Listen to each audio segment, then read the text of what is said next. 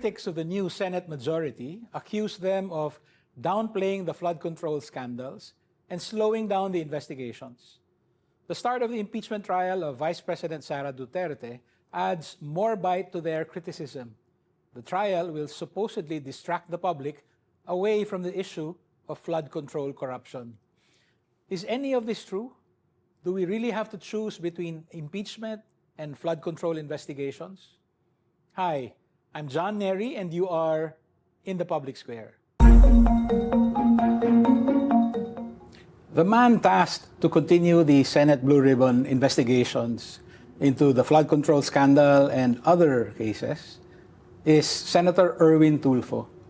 Only in the second year of his first term in the Senate, he has been thrust into a high-profile and also high-risk position. Senator Erwin Tulfo, thank you for joining us in the public square. No, thank you for inviting me. Sen, yung mga critics ninyo, sinasabi, ang gusto lang naman ng new Senate majority, matakpan yung flood control. No? Tapos ngayon, may impeachment pa. Naku, makakalimutan na talaga. Let's address this squarely. That idea or that thought was very, very wrong from the start, yung sinasabi nila. Because what we did was like, we had a Blue Ribbon meeting.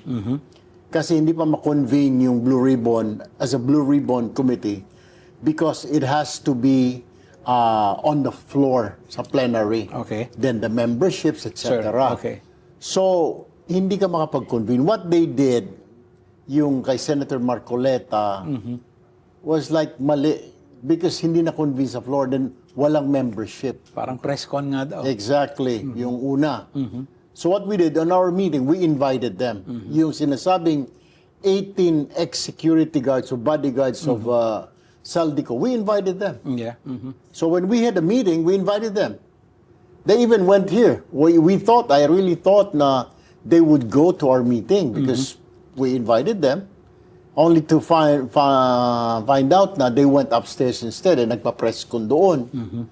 Tapos we waited and we sent an invitation. We sent somebody verbally to go there na, inaantay kayo po ng Blue Ribbon meeting. Ayaw naman bumaba. Actually, John, we're ready. I mean, we're not hiding anything. Okay. If it has to continue the hearing on flood control investigation, we will do that. And we will continue to do that. Kaya nga the plan was, after this Blue Ribbon hearing sa session on the 26th of this month, dahil opening na naman na session yun, this will be brought to the plenary. We will announce the members. Okay. As a matter of fact, everybody's a member now of the Blue Ribbon. I am the chairman. Senator Panglinon will be the vice chair. Now, the plan is siya ang mag-head ng subcommittee that will be handling flood control. So, wala tayong tinatakpan dito. Ongoing yun. Ongoing. And this is only because you figure in that very flexible script na kunwari may natanggap daw and all that, no? So parang nag-ano ka muna.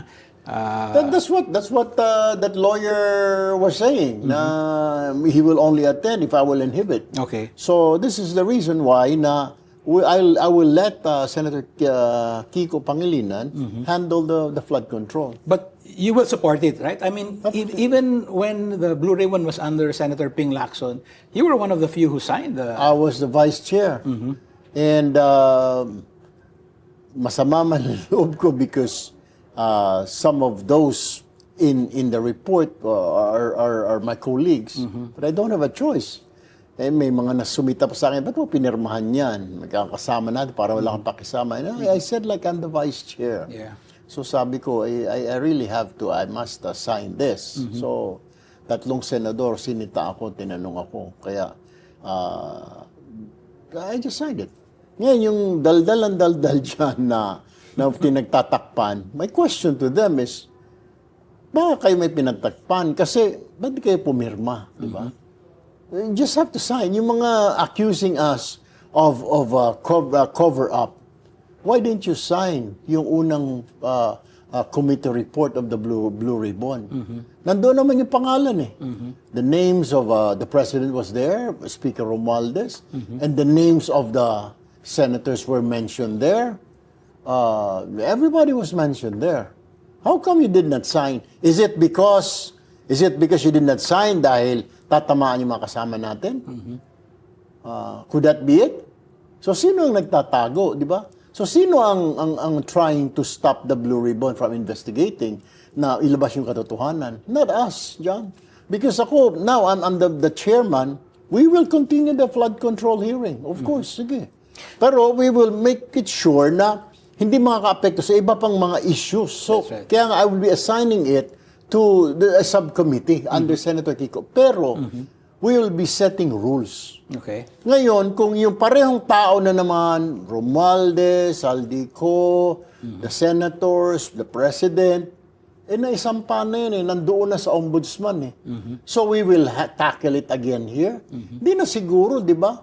We should tackle naman pag may mga new names. Kung may mga bagong senator naman na mention na kasama sa flood control, may mga bagong congressman, then let's hear it. Sir, anong status nung report ng committee under Ping Lacson? We submitted it already sa ombudsman. Sa ombudsman. Exactly. Bahala, nasa disposition of the ombudsman na yun. Yun na nga result. Kaya nga, nag-file ng kaso ang ombudsman in fairness against Speaker Martin Romualdez. And then, yung nga, kay Senator Jinggoy. And then, meron pa ngayon, pinag-aaralan nila. So, ongoing naman Kaya nga, they're saying na may pinagtatakpan. Wala akong pinagtatakpan dyan. And we're ready. We're ready to investigate. We're waiting. Kung may mga new charges, may mga individuals na mga bagong names na naman ng individuals, we're ready. Pero, provided, binago ko naman din ang rules. The rule is, if you come to the Blue Ribbon, you make sumbong, you better have yung sumbong mo, your complaint should be backed up by a document or something else. Hindi yung tuturo mo lang, si John Nery tumanggap na maleta, si ganon tumanggap na maleta. No, it doesn't work like that. From now on, I want affidavit. Okay? Para may sinumpaang salaysay ka. Okay? Unlike before kasi, John, anybody, may surprise witness tayo. Darating. No, the rule says, John, na before you admit a witness, kailangan mag-present muna siya ng affidavit niya para ma-review na lahat ng members. Para on the day na he will appear before the Blue Ribbon, all the members can review his testimony, his statement, his affidavit. And then, he will be questioned from that affidavit. I'm glad that you brought up the word sumbong, no? Kasi that's identified with you and your family, no? Your brothers, no? I had the chance to work with Mon when I was in the Inquirer. Of course, Senator Rafi, and then you. The three brothers, ang branding nyo is justice, Exactly. No?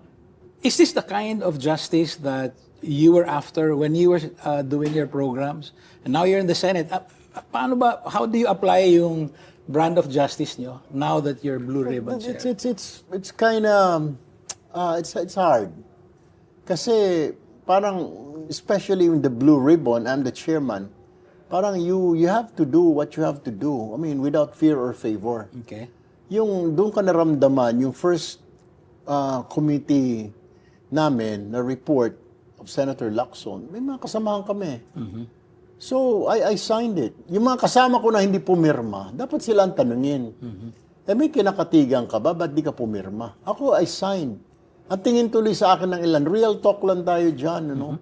Thinking na, bago ka lang dito, hindi ka marunong makisama. Makisama ka. Trabaho ko I was explaining to them, I'm the vice chair, come on. And then number 2, kilala nga kami na banat ka ng banat. Pagkatapos yung kasama mo, hindi mo mabanatan, kita mo naman yung mga ebidensya. Then bahala na yung court, di ba? Hindi naman kami, we're not here to prosecute. We're here to gather evidence, etc. And then give it to the ombudsman. Kasi ang trabaho lang ng Blue Ribbon is in aid of legislation, which actually may mga nagawa na yung unang committee. Example, sir. One of them was like yung BICAM. It's live already. Before, the BICAM usap-usap lang sa kung saang restaurant. One for you, one for me. Yung approach chair ng Congress versus yung Finance Committee chair ng Senate, ganun lang. One for you, one for me. Walang interaction with the public. Now, ang ginawa, because of that, hearing, naging live ang BICAM. And every year, ganun na mangyayari. Pangalawa, yung marami tayong ginawa, yung mga sa PICAB, hindi na sila pwedeng sumali sa mga bidding ng government exam. Di ba? You're a regulatory body and yet sumasali ka sa bidding. So that's just another thing. Maraming nagawa na yung first committee hearing namin na investigation na in-adjust niya, ginawa niya na daming mga pinagbawal. Do you have a special role for Senator Ping in He's a member. He's a member of the Blue Ribbon. Of course, I will be seeking his advice as senior members. And as a chairman, definitely yung mga senior senators na, I'll be asking them. I've been reading a lot, John, and trying to prepare. Pero yung kung pag-usapan natin na transparency, wala po kaming tinatago. We're not hiding anything. If you want to continue this flood control hearing, kasi parang pinagtatakpan, we're open. We will invite those bodyguards, those ex-bodyguards of Saldico. We will invite. Pero, ang lang namin dyan, sana may bago na naman kayong tao mabanggit. Sana may pieces of evidence. Pero kung the same persons na naman you keep on accusing, the President, Romualdez, nandoon na sa Ombudsman. Why don't you just give your documents, your information to the Ombudsman para mas mapatibay pa ng Ombudsman yung kaso laban sa kanila? Why do you have to bring it here? We're not a prosecuting body. We're an investigative body. We're not the prosecutors here. If you have more evidence against Marcos, you have evidence against Romualdez, you have evidence sa mga senators, bring it there. Diba? Not sa Blue Ribbon. Because Blue Ribbon investigates, yes, pero we do not prosecute. Kasi ganun din mangyayari dyan eh. We will go give all these statements, pieces of evidence to the Ombudsman. Sir, wala din eh. What will happen during the impeachment trial? I just checked the Senate website. So far, wala pa yatang notice of meeting sa Blue Ribbon. No. But we can expect that the Blue Ribbon or even the subcommittees will meet even during the impeachment period. Our plan is, as a matter of fact, we will be talking, we will be meeting the membership, siguro with the majority muna members, and then the entire membership, kasi lahat naman miyembro na eh. Na how do we go forward? Okay? Let us agree on one thing. Kung the same people naman ang pag-uusapan, kung nandoon na siya sa unang report, nasa ombudsman na yung mga inaakusahan, nandoon na yung mga dokumento, bakit pa natin uulitin, di ba? Why do we have to repeat it? For what? We are not prosecutors dyan eh. Bigyan mo man ako ng ebidensya, ang gagawin ko, ipapasa ko lang doon sa ombudsman kasi we cannot prosecute naman, di ba? Those pieces of evidence that will come up, that you will give us, your statements, will be sufficient enough for the prosecutors. We're not prosecutors, we're investigative body in aid of legislation. Kaya nga, kung yun pa rin sasabihin ng mga bodyguard, si ganito, si ganon, na nabanggit na dati, bakit di man lang dalhin sa ombudsman? Ganon din, bigay mo sa akin, sige, ibibigay ko doon. Kasi ang nangyayari, ginagawang platform ang Blue Ribbon. That's what I noticed. Para ipahiya yung tao, para masira yung tao. Ginamit eh. Inabuso. The Blue Ribbon Committee was abused. And it was used by some people, para to shame other people, public officials. And that is not supposed to be the job of the Blue Ribbon. The Blue Ribbon is here to investigate, okay? Accountability of public officials. Kaya yung sinasabi nila, I can't seem to understand na accountability, kailangan ng accountability. Yes, nandoon na nga sa ombudsman. What else? Uulitin na naman, tumanggap ng maleta si ganito, tumanggap na nag-deliver ako. Nasabi na nandoon na Sasabihin na naman, nag-deliver ako sa Nara Street ng ganito. Nasabi na ulit na naman. Unless kung meron silang may bagong witness, ay si Senador ganito. May kinakausap po ako ngayon na isang senador na sasabit sa flood control. I'm sorry, but I'm just waiting for the affidavit of that individual who will really pin down that senator. I'm sorry, pero there's a senator na madidiin pa din sa flood control. I'm just waiting. And it's backed up by evidence. Yeah, it should be backed up by evidence. At yung testigo, hindi lang yung turo, nagpadala ko ng maleta kay senador na gano'n, hindi gano'n. It will be backed up by evidence. Sir, on top of the Blue Ribbon, you're also chair of Social Justice and Energy.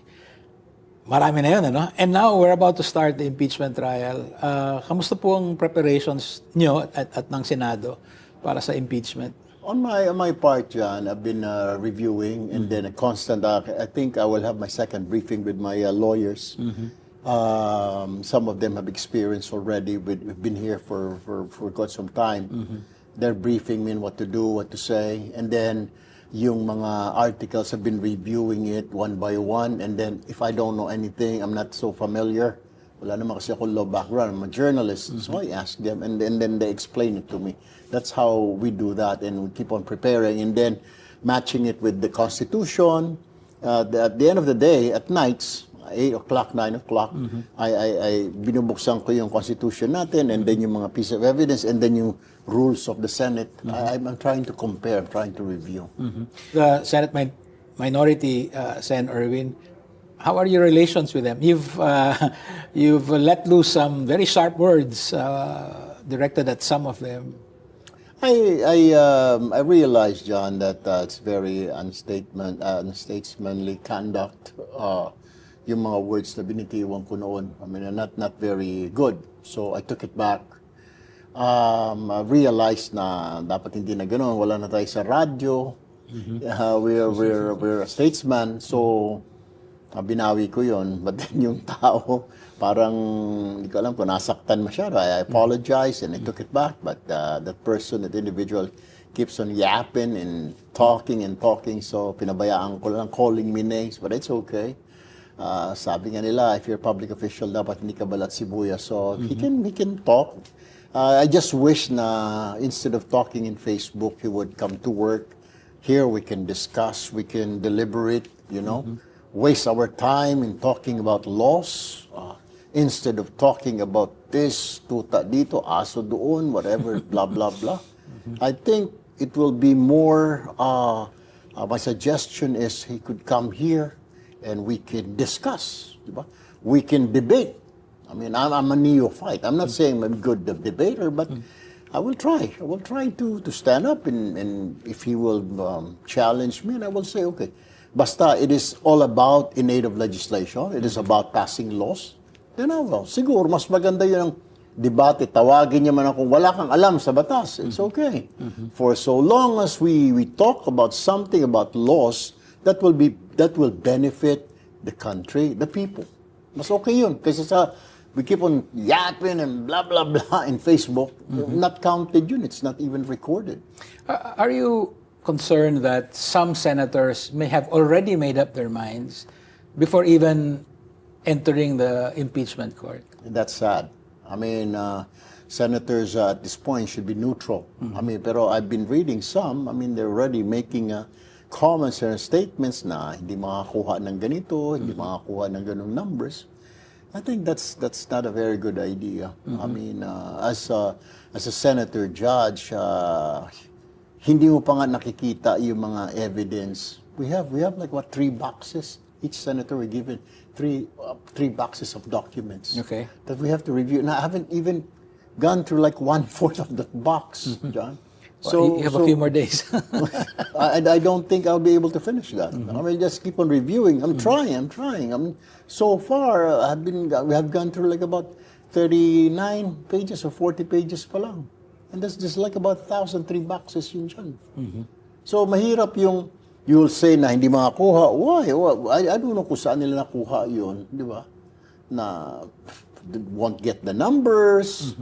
Pinapangunahan nila yung sarili nila. But are you hopeful that some might still be open to the evidence? I'm praying that all of us, all 22 of us, should have an open mind when we start on the very first day. I mean, na sana hindi nila isara kaagad yung pag-iisip nila na convicted or acquitted. Let's listen to the pieces of evidence, statements presented to us, both by the prosecution and by the defense. Diba? Ganun naman yun eh. Yeah. Prosecution and defense. Sir, in the last 2 months, especially because of what happened here May 11, May 13, and then when you took over, some of us got the impression that you had become the apparent spokesperson for the new Senate majority. When you faced the media, you ended up speaking. Was this assigned to you? Did you volunteer for it, or it just happened? It was assigned actually by the SB 11, Senate Block 11 Okay. back then. Nobody wants to talk, so they said, ikaw na lang, dahil galing ka sa media, you can talk to the media. Pero for now, John, I think everything is okay now that we don't need any more spokesperson. Everybody can be spokesperson kasi iba-iba naman yung mga opinions namin, even in the majority. Yung opinions sa ganito, let's talk about the juvenile problem right now. Though we're in the same boat, we're in the majority, pero iba-iba yung ideas. I have my own idea. My brother has. Senator Risa, Senator Kiko, the author of the Juvenile Justice Law. Iba-iba yung ideas namin. So that was only for that emergency? For that emergency, yes. Pero kung given again situation, sana wag na. And I will say okay. I will talk to the media para isa lang yung information, hindi sabog-sabog. Sen, it's still early, but people are talking about 2028. Can I have your thoughts on this first? I mean, how do you see it this early? Well, hindi ko naman sila masisi. I can't blame people, na kung sinong pipiliin nila, etc., etc. Yung nga lang, the problem is, it's way too early. It's too early? It's 2 years from now, 2026, 2028. We have a lot of problems, John, we need to take care of. Isa nga yan, yung juvenile justice. We need to fix that.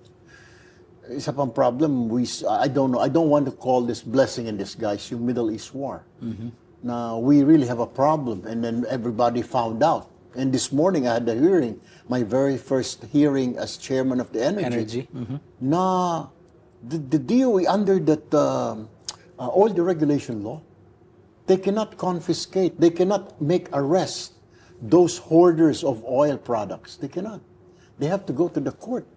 Wala silang authority. Number 2, I also found out na the government cannot impose or say like, hindi, there's a price ceiling. So, want to sawa yung mga companies, depende kung magkano ang itataas nila. Tapos parang nag-uusap-usap yung mga yun. Sabay-sabay tayo, 5 pesos per liter. And then there's no control. Okay. Meaning, according to that law, the government cannot control the price increase. There's no control. Parang, he cannot, para daw, competition, etc. So whoever did that law, whoever agreed to pass that law, parang may problema. Unfortunately, hindi pa ako mambabatas, pero if I was already a lawmaker, I would really stand up. I said like, come on. Pwede ba yun, the government hindi mo pwedeng pakialaman? Ang DTI doon sa mga price control, price ceiling, meron tayong gano'n. May mga SRP tayo.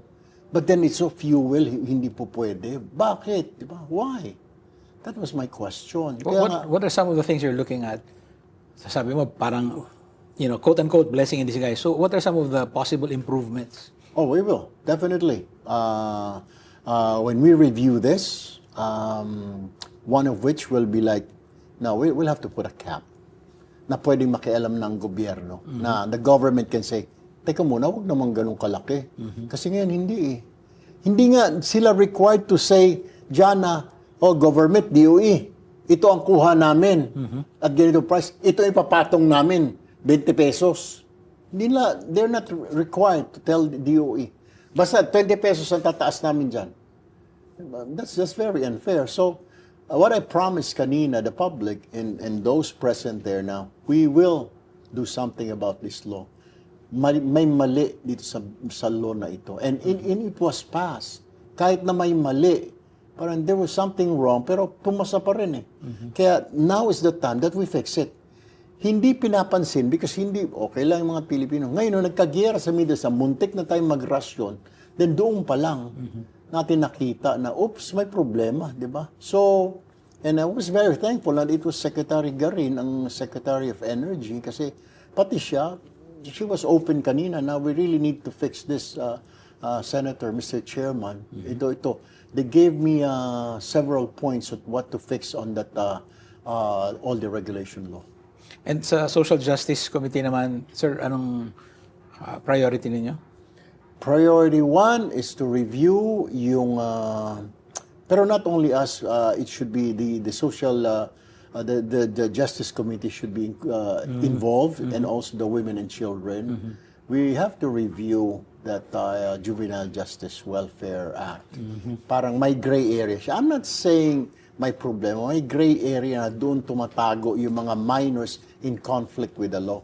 We need to take a look at that. We need to change that. Tapos, kagaya sabi ko, we're in the majority, pero iba-iba yung ideas namin. Kami ng brother ko, may idea kami na, I think it's high time na you do the crime, you do the time. Pero wag isama yung bata doon sa mga matatanda, sa mga BJMP jails, sa mga newly lived prisons. Siguro we have to come up, the government will have to build a facility. Let's not call it a prison. Rather, probably we can call it as youth rehabilitation center where they can be rehabilitated. This is the problem dyan, and I was able to talk to some prosecutors.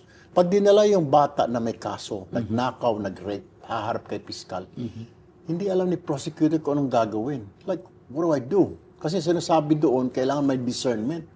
Hindi naman nag-aral ng psychology, discernment yung mga prosecutors natin. Ang nakakaalam lang yung social worker. Pero the social worker said, piskal, kailangan pag-aralan ko muna, kailangan ko interviewin ito.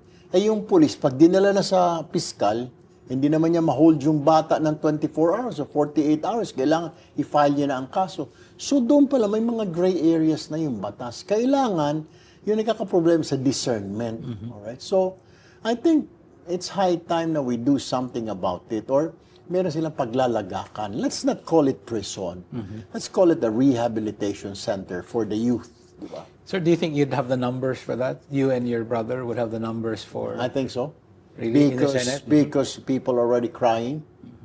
I mean, yung mga victims, I think we will be backed up by families of those victims. Victims ng robbery, ng mga children in conflict with the law. Victims ng mga na-rape, na minors din.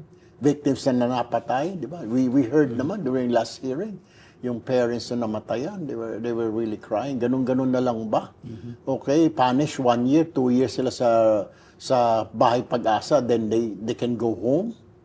E paano naman yung anak niya, hindi niya mabubuhay. So, no, but what I'm saying is, Jana, we have to study carefully, and this time, we do it properly. Kasi may mga laws na parang minadali. Case in point, the older regulation law. Eh kasi kailangan natin, wala na tayong OPSF, wala na tayong Oil Price Stabilization Fund. So we have to do this quickly. Eh sino naman nag-suffer? The public. Diba? Everybody suffered. The same thing with this. Okay, yung rights ng bata, pinoprotektahan natin. What about the rights of the victims? The families of those who died. The families of those children, minors that were raped and were killed by another minor. What about them? What about their rights?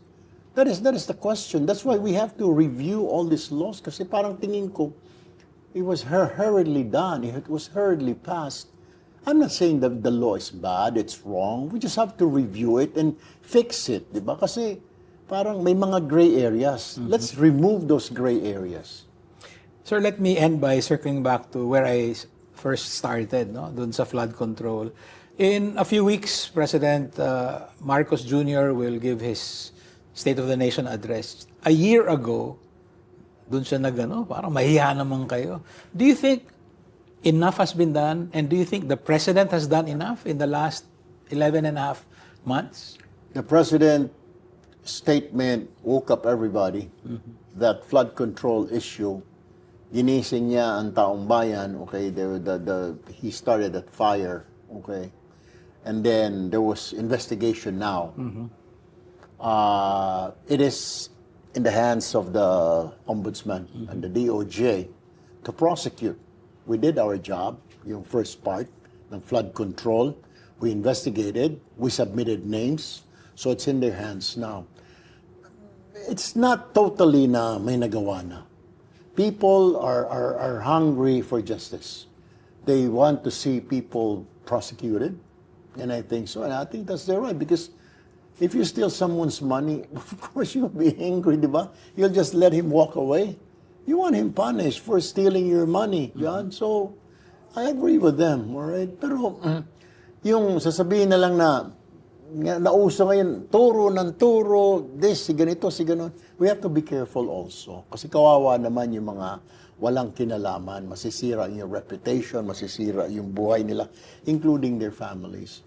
Pero one thing I learned, na kahit papano, yung mga nagbabalak na magnakaw are thinking twice now. Are thinking twice. Tsaka medyo mas pinahirap pa because yung BICAM is live na eh. Nangyayari yung nakawan before sa BICAM eh. Sa preparation ng budget, one for you. Kunwari, ikaw yung chairman ng upper ng house. This is for you, John. Ha? This is for me. O, dito tayo sa flood control. Okay, John sa'yo, ito sa akin. O, paggawa ng mga government facilities. O, ito sa'yo, ito sa akin. That's how they do that. That's how they make party-party. And now, live ng BICAM, people can comment, hoy, you know, we experienced that during that first BICAM here last year. Sana kayo pumunta, nag-uusap-usap siguro kayo sa back room, pinagkahati-hatian na naman ninyo yung budget. So we have to get out. Then we're like, maybe we are disagreeing on something. At least ngayon, there's already involvement of the public. I think that's what was lacking before. There was no involvement. There was no transparency because the public cannot see. They were not informed. This time around, kahit papano, the public are there watching live, Facebook, YouTube, in the social media. May mga TV coverages pa. So, nakikita ng tao. This has been illuminating. Senator Erwin Tulfo, thank you very much for joining us in the public square. Thank you, John. Thank you. And that's it for us today. The challenge for engaged citizens remains the same, to defend and to fully inhabit the democratic space. Please download the Rappler Communities app and join the chat room of your choice. And if you haven't yet, subscribe to Rappler Plus. Thank you. This is John Nery. See you in the public square.